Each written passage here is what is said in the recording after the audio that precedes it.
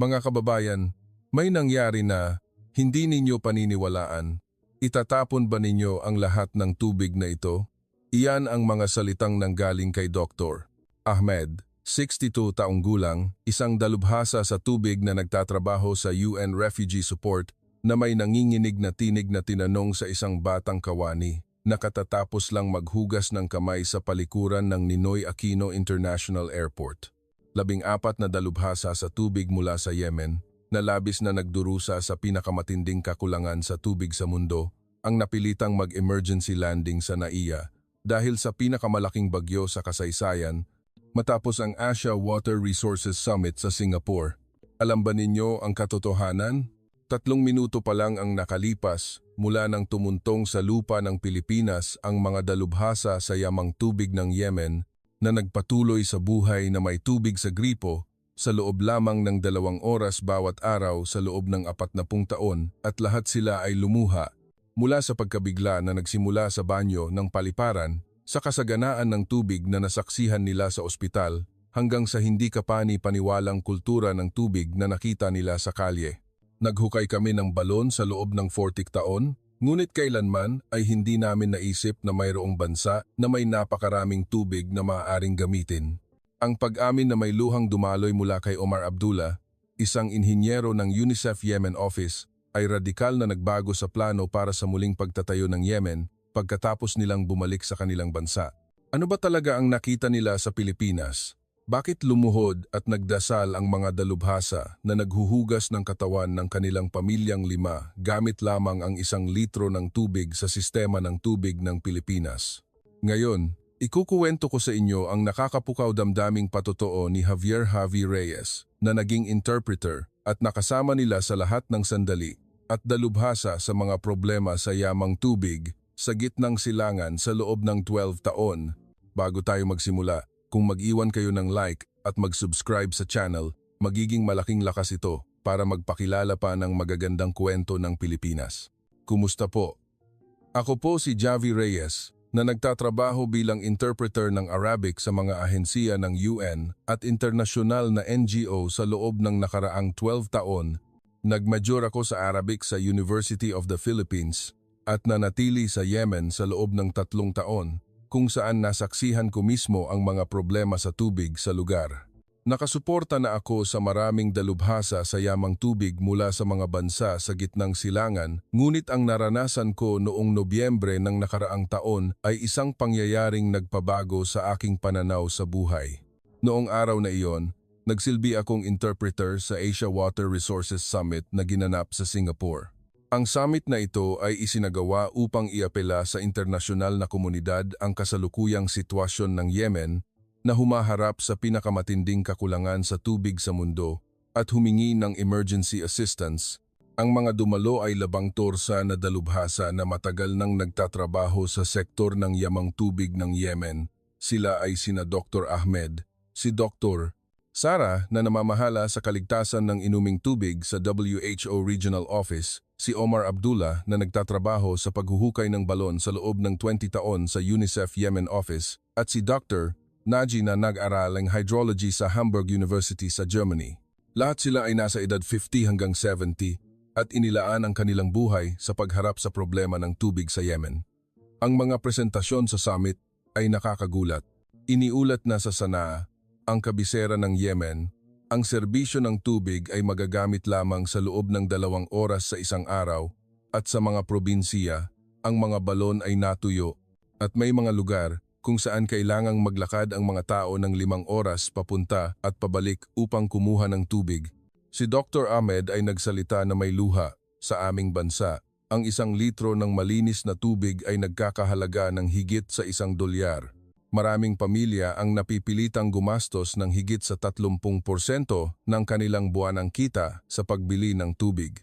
Nang magpasya ang emergency landing dahil sa bagyo, nabalot ng kaba ang loob ng eroplano. Ang alam lang ng marami tungkol sa Pilipinas ay ang kaalaman na ito ay isang bansa ng mga isla.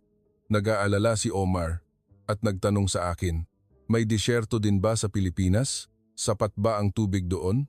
Lumapag ang eroplano sa NAIA pagkalipas ng 5:00 ng hapon sa lokal na oras. Sa kabila ng hating gabi, maliwanag ang paliparan, at lahat ng pasilidad ay gumagana ng perpekto. Paglabas sa gate, ang una naming pinuntahan ay ang palikuran. Doon nangyari ang isang eksena na hindi ko malilimutan habang buhay. Ito ay noong pihitin ni Dr. Ahmed ang gripo upang maghugas ng kamay. Nang umagos ng malakas ang malinaw at magandang tubig, nagsimulang manginig ang katawan ni Dr. Ahmed. At bigla siyang nagsimulang umiyak ng malakas. Sa loob ng 60 taon, hindi ako nakakita ng ganitong tubig. Diyos ko, totoo ba na galing ito sa gripo? Sinubukan din ng ibang mga dalubhasa ang mga gripo. Si Dr. Sarah, bilang isang doktor na lubos na may kaalaman sa kalidad ng tubig, ay sumalo ng tubig mula sa gripo sa isang tasa, nag-aalangan na ininom ito, at sumigaw na may nakadilat na mata. Ito ay portable water. May tubig na maaaring inumin ng direkta na lumalabas sa gripo.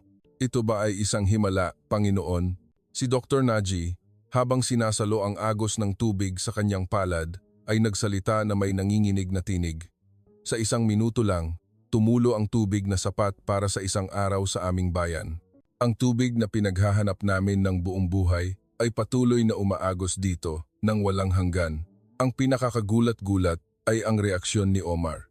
Lumuhod siya sa harap ng lababo, itinaas ang kanyang 2 kamay sa langit at nagdasal, "Oh Allah, talagang mahal mo ang bansang ito ng Pilipinas. Dinala mo kami sa bansa kung saan naninirahan ang Diyos ng tubig." Nang pumasok sila sa mga cubicle ng palikuran, isa pang sorpresa ang naghihintay, ang bidet. Noong una ay nagpanik si Dr. Naji dahil hindi niya alam kung paano ito gamitin, ngunit nang ipaliwanag ko, sumigaw siya na may nanginginig na tinig. Ito ba ay teknolohiya ng langit? Lumalabas ang malinis at mainit na tubig para hugasan ang puwet. Lumabas din si Dr. Ahmed mula sa cubicle na may basang mukha sa luha at nagsabing, "Papayagan ba ako ng Diyos na magkaroon ng ganitong karangyaan? Ako na naglilinis ng buong katawan sa loob ng 30 taon gamit ang isang basong tubig?" Habang naglalakbay sa loob ng paliparan, hindi tumigil ang pagkamangha ng mga dalubhasa. May mga water dispenser na nakalagay sa lahat ng dako at ang malamig at mainit na tubig ay maaaring inumin ng libre at lahat ay walang bayad. Si Dr. Sarah ay tumigil sa harap ng water dispenser at nagbulong. Ang tubig ay nasa lahat ng dako parang hangin. Ito ba ay panaginip o katotohanan? Si Omar ay kumuha ng bote ng tubig at nagsimulang umiyak habang pinupuno ito ng tubig mula sa dispenser. "Gusto kong iuwi itong sagradong tubig sa aming bayan at ipainom sa mga bata. Tiyak na gagaling ang kanilang mga sakit." Nagpatuloy ang kanilang pagtuklas maging sa loob ng 2P bus na patungong Maynila. Nang makita ang lababo na nakakabit sa loob ng sasakyan, tuwang-tuwa si Dr. Naji at sinabi sa akin, "Maaari ring gumamit ng tubig sa loob ng sasakyan? Maaari kang maghugas ng kamay habang naglalakbay." Hindi pa ako nakakita ng ganitong kasaganaan. Lampas 12:00 ng hating gabi nang makarating sila sa hotel. Sa pag-check-in, napako ang tingin ng mga dalubhasa sa water server sa lobby. Nag-aalangan na nagtanong si Dr. Ahmed sa staff, "Libre ba talaga ang tubig na iyon? Gaano karami ang maaari naming inumin?" Nang sumagot ang staff na, "Sige po, 24 hours, anytime, malaya po kayong kumuha." Biglang nanghina ang mga tuhod ni Dr. Ahmed. Nang ihatid sila sa kanilang mga kwarto, isa pang pagkabigla ang naghihintay sa banyo. Ang mainit na tubig ay malakas na umaagos mula sa shower. Si Dr. Sarah, habang pinipihit ang gripo, ay nagbulong, "Walang katapusan ang mainit na tubig. Diyos ko, anong kasalanan ang nagawa namin? Bakit kami dinala sa lugar na parang langit?" Nang malaman ni Omar na may function para punuin ang bathtub ng tubig, umupo siya sa sahig ng banyo at nagsimulang umiyak. Ang buong bathtub na ito ay maaaring bumuhay sa 100 tao sa aming baryo sa loob ng isang araw at ginagamit ito para sa paligo ng isang tao. Ano pa ang itatawag dito kung hindi langit? Nakakagulat din ang eksena sa buffet breakfast ng hotel kinabukasan ng umaga. Maraming yelo ang inihanda sa buffet corner at maaari itong gamitin ng libre upang palamigin ang mga inumin. Kinuha ni Dr. Naji ang yelo, tinitigan ito ng mariin at nagsabing, Isang karangyaan ang mag-freeze ng tubig para maging yelo at saka patunawin ito para inumin. Isang malaking karangyaan. Nang magsimula ang kanilang paglilibot sa lungsod, naranasan nila ang unang pag-ulan. Nang magsimulang umambon, tumigil si Dr. Ahmed, tumingala sa langit, at idinilat ang kanyang mga kamay. At bigla siyang lumuhod sa kalsada at nagsimulang magdasal. "Oh, Allah, bigyan mo rin kami ng ulan." Sa loob ng 40 taon, nagpapasalamat ako sa Diyos sa tuwing nakakakita ako ng ulan. Ngunit sa Pilipinas, ang ulan ay itinuturing na istorbo. Nakapayong sila at umiiwas sa ulan. Ang mga tao sa bansang ito ay minamahal ng Diyos ng tubig. May dumaang Pilipino na nag-aalalang nagtanong sa kanya, ngunit si Omar, habang lumuluha, ay nagpaliwanag. "Sa aming bayan, sumasayaw ang buong nayon kapag umuulan. Ngunit dito, napakakaraniwan ng ulan, kaya't iniiwasan ito ng mga tao." Nang makita nila ang lawa sa Rizal Park, muli silang nawalan ng salita. Si Dr. Sara ay nanginginig sa pagkamangha sa malinaw at magandang tubig ng lawa. Ang tubig na ito lang sa lawa ay sapat na para mapatakbo ang ospital sa aming bayan sa loob ng 1 taon. Ngunit dito, ginagamit lamang ito para sa kagandahan. Ito pala ang sining. Nagulat sila sa eksena sa isang dampa o seaside market kung saan ang seafood ay inilalagay sa maraming yelo. Nagtanong si Dr. Naji sa may-ari ng tindahan ng isda, "Gumagawa ba kayo ng bagong yelo araw-araw?"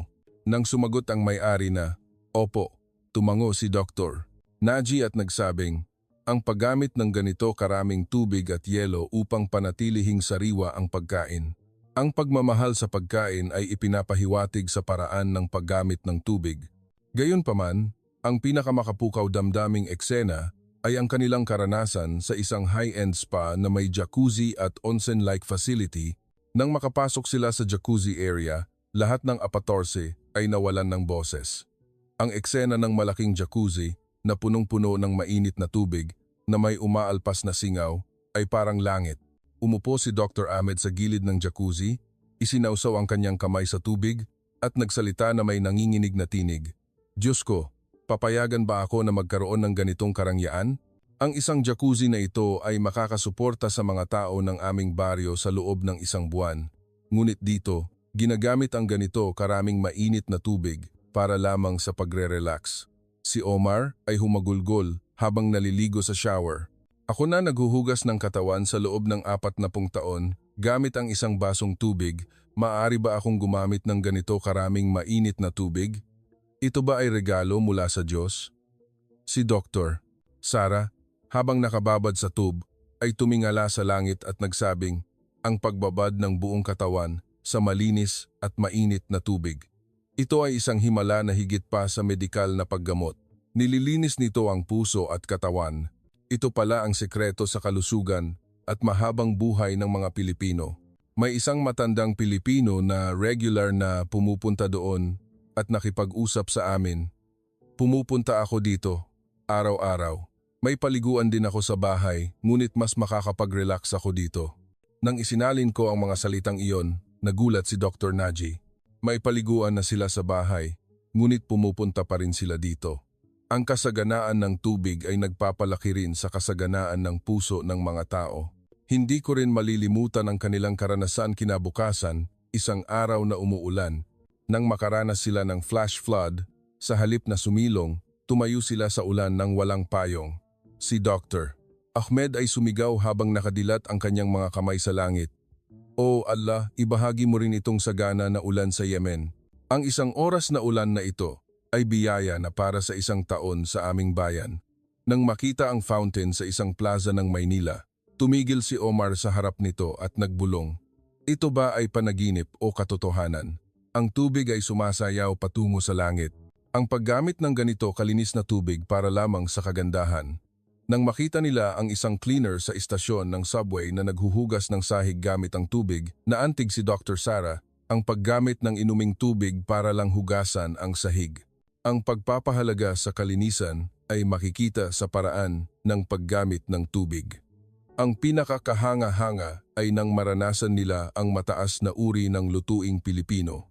Ang malinis na tubig na ginagamit ng kusinero sa paghugas ng isda, ang yelong tubig na ginagamit sa pagpapalamig ng gulay, at ang malambot na tubig na ginagamit para sa sabaw lahat ay may kahulugan at pagpapahalaga. Nantik si Dr. Naji, ang tubig ay bahagi na ng pagkain. Ang susi pala sa lasa ay ang tubig. Nang tikman nila ang sabaw, lumuha si Dr. Ahmed. Ang tubig lang ang nakakagawa ng ganito kalalim na lasa. Ang tubig ng buhay na pinagsisikapan naming makuha ay nagiging sining dito. Sa karanasan ng tea ceremony, nakita nila ang kultura ng Pilipinas na gumagamit ng pinakamataas na kalidad ng tubig para sa isang tasa ng tsaa. Nagtanong si Dr. Sara sa tea master, galing din ba sa gripo ang tubig na ito? Nang sumagot ang guro ng, "Opo, ngunit pinipili namin ang pinakamahusay na tubig," sinabi niya. Mayroon silang maraming magandang tubig na maaari pang pagpilian. Ito pala ang tunay na kasaganaan. Noong umaga ng ikatlong araw, nang dalhin ko si Dr. Ahmed sa ospital dahil masama ang kanyang pakiramdam, nagulat din sila sa dami ng tubig na ginagamit sa medisina. Ang pinakamataas na kalidad ng tubig ay ginagamit ng walang pag-aalinlangan sa IV fluids, paglilinis sa operating room at dialysis. Ipinaliwanag ng isang nurse habang inihahanda ang IV fluid. Ang IV fluid na ito ay gawa sa pinakamataas na kalidad ng tubig. Sa larangan ng medisina, kung saan ang buhay ng pasyente ang nakataya, walang kompromiso sa kalidad ng tubig. Naantig si Omar, ang paggamit ng pinakamahusay na tubig upang iligtas ang buhay. Ito pala ang pagmamahal sa medisina. Sa huling araw, nang bisitahin namin ang water treatment plant ng Manila Water, nakaramdam ang mga dalubhasa ng malalim na pagkamangha kasabay ng teknikal na paghanga. Nang makita nila ang proseso kung paano ang maduming tubig mula sa ilog ay nagiging malinaw at masarap na tubig mula sa gripo sa pamamagitan ng maraming yugto ng pagproseso, sinabi ni Dr. Naji, ito ay modernong alchemy. Ginagawa nila ang maduming tubig na parang ginto. Ang proseso ng ozone treatment, bioactivated carbon treatment, at microfiltration, ang bawat yugto ay gumagamit ng pinakabagong teknolohiya at ang tubig na nakakarating sa bawat bahay ay nakakapasa sa 51 mahigpit na pagsusuri na antig si Dr. Sara. Ginagamit namin ng karaniwan ng tubig mula sa gripo na ginawa ng may ganitong teknolohiya at pagmamahal. Sa tren patungo sa Naya, binalikan ng mga dalubhasa ang kanilang 3 araw na karanasan. Tinitigan ni Dr. Ahmed ang tanawin sa labas ng bintana at nagsabing, "Ang nakita namin sa loob ng 3 araw na ito ay ganap na nagbago sa aming pananaw sa buhay. Ang kasaganaan ng tubig ay hindi lamang nagmumula sa teknolohiya kundi sa puso na nagpapahalaga sa tubig." Sa huling pamamaalam sa boarding gate, hinawakan ni Omar ang aking kamay at nagsabing, "Ang 3 araw na ito ay regalo mula sa Diyos." Nakita namin ang langit ng tubig, ngunit kasabay nito, nakakita rin kami ng pag-asa. Kung may teknolohiya at pagmamahal, maaari rin kaming maghatid ng malinis na tubig sa aming bayan. Ang mga salita ni Dr. Naji bago siya sumakay sa eroplano ay hindi ko malilimutan. Ang kasaganaan ng tubig sa Pilipinas ay hindi himala. Ito ay resulta ng karunungan at pagsisikap ng tao. Kaya rin naming gumawa ng parehong himala. Ang naging reaksyon pagkatapos nilang bumalik ay higit pa sa inaasahan. Si Dr. Ahmed ay lumuha habang nag-uulat sa pulong ng UN tungkol sa kanyang karanasan sa Pilipinas. Ipinaliwanag niya ng detalyado hindi lamang ang mga teknikal na detalye, kundi pati na rin ang kultural na konteksto ng pagpapahalaga sa tubig. Ang mga kinatawan ng iba't ibang bansa na nasa pulong ay labis ding naantig sa kwento ni Dr. Ahmed. Si Dr. Sara ay nagsumite ng ulat sa WHO headquarters tungkol sa paggamit ng tubig sa sektor ng medisina ng Pilipinas. Ipinakita niya ang tiyak na datos kung paanong ang sapat na supply ng malinis na tubig sa pangangalagang pangkalusugan ay nagpapataas ng bisa ng paggamot. Si Omar ay nagpanukala sa UNICEF na ipatupad ang teknolohiya ng Pilipinas sa mga proyekto ng water supply system sa mga paaralan at ospital. Ang rainwater harvesting systems at water-saving technologies ay mabilis na tinasa na may mataas na potensyal para sa mabilis na pagpapatupad. Ang pinakakagulat-gulat ay ang formal na kahilingan mula sa gobyerno ng Yemen Nais nilang magpadala ng malaking delegasyon ng mga inhinyero sa Pilipinas upang matuto ng water resource management technology bilang bahagi ng kanilang plano para sa muling pagtatayo. Pagkalipas ng 6 na buwan, muli akong sumama bilang interpreter sa isang delegasyon ng higit sa 50 inhinyero mula sa Yemen. Nang magkita kami muli sa NAIA, sinabi ni Dr. Ahmed, ang pagkabigla noong 3 araw na iyon ay nagpabago sa aming kapalaran. Ngayon, narito kami upang gawing katotohanan ang pag-asa. Sa kasalukuyan, ang proyekto ng water resource management na hango sa Pilipinas ay puspusan ng isinasagawa sa Yemen sa tulong ng UN at UNICEF. Nagtagumpay ang proyekto ng pagtatayo ng water treatment plant sa kabisera ng Sanaa sa pakikipagtulungan ng mga inhinyerong Pilipino at ligtas na tubig ang naidulot sa maraming mamamayan. Ang pinakabagong sulat mula kay Dr. Ahmed ay nagsasaad, ang mga luha na dumaloy sa Pilipinas ay luha ng pag-asa. Ngayon, dumadaloy na rin ang malinis na tubig sa aming bayan. Ligtas na iniinom ng mga bata ang tubig at nagluluto ng may kapayapaan ang mga nanay. Ito ay isang himala na ipinanganak mula sa pagkakaibigan sa Pilipinas. Hindi ko pa rin malilimutan ang mga luha ng mga dalubhasa noong panahong iyon. Ang inaaway at inaagaw namin ay tinatapon dito. Ang mga salitang ito ay nagpakilos sa puso ng maraming tao at humantong sa aktual na pagkilos. Ang tubig ay buhay at ito ay pag-asa. Nang masaksihan nila ang kasaganaan ng tubig sa Pilipinas, ang naramdaman nila ay hindi kawalan ng pag-asa kundi pag-asa. Ang pag-asa na kung may teknolohiya at pagmamahal, makakagawa rin sila ng parehong kasaganaan sa kanilang bayan.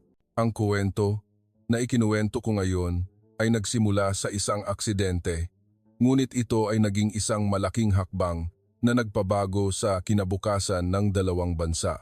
Sa loob ng 40 taon, nagpapasalamat ako sa Diyos sa tuwing nakakakita ako ng ulan. Ngunit sa Pilipinas, ang ulan ay itinuturing na istorbo. Ang mga tao sa bansang ito ay minamahal ng Diyos ng tubig. Ang mga salitang ito ni Dr. Ahmed ay muling nagturo sa ating mga Pilipino tungkol sa halaga ng tubig. Ang tubig ay may kapangyarihan na magkaisa ang mga tao sa kabila ng mga hangganan. Ang 3 araw ng pagkamangha na dumaloy kasama ng mga luha ay naging tulay ng pag-asa na nagkonekta sa dalawang bansa. Magpapatuloy tayo sa pagpapahalaga sa magandang tubig ng mundong ito at gagawa ng mundo kung saan maaari tayong makibahagi sa mga nangangailangan. Hanggang dito na lamang ang kuwento ngayon. Kumusta ang record ng 3 araw ng luha at pagkamangha na naranasan ng mga dalubhasa mula sa Yemen, ang bansang may pinakamatinding kakulangan sa tubig sa mundo, nang sila ay mag-emergency landing sa Pilipinas dahil sa bagyo? Mag-iwan ng komento ng suporta para sa bida ng kuwento. Inihanda ito ng Inspiring Station. Kung nagustuhan ninyo ang kuwentong ito, paki-like at subscribe sa channel. Salamat sa panonood.